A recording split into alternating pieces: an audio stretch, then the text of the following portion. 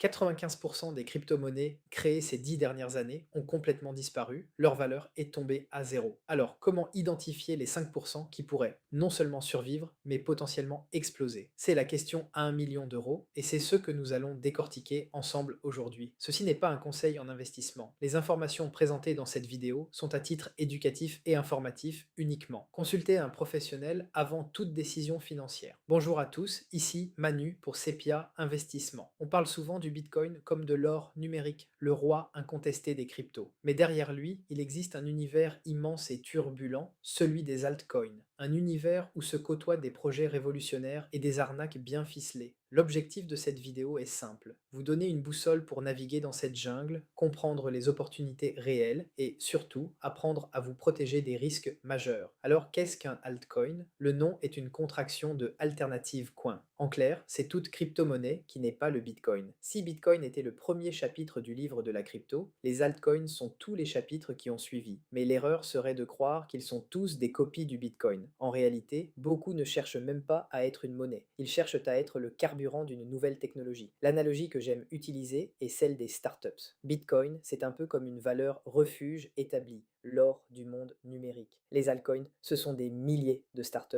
qui tentent de résoudre des problèmes spécifiques grâce à la technologie blockchain. Et comme dans le monde des startups, il y aura quelques géants comme Google ou Amazon et une écrasante majorité de projets qui ne passeront pas l'hiver. Pour y voir plus clair, on peut classer les altcoins en plusieurs grandes familles. La première, ce sont les Layer 1 ou couche 1. Ce sont des blockchains fondamentales, des sortes d'autoroutes sur lesquelles d'autres applications peuvent être construites. Ethereum est le plus connu, mais il a des concurrents sérieux comme Solana ou Cardano. Leur bataille, être l'autoroute la plus rapide, la moins chère et la plus sécurisée pour la future économie numérique. Investir dans un Layer 1, c'est un peu comme parier sur le futur système d'exploitation dominant, comme l'ont été Windows, iOS ou Android.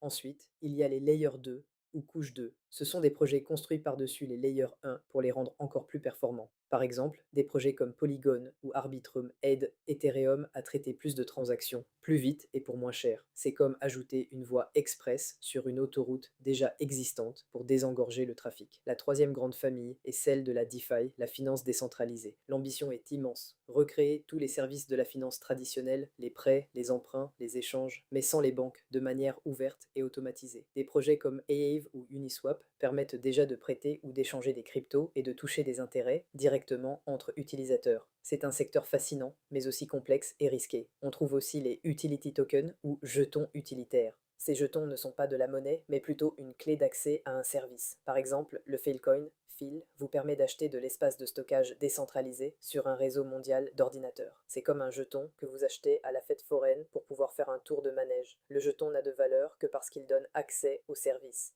Enfin, la dernière catégorie, la plus médiatisée et la plus dangereuse, les mêmes coins.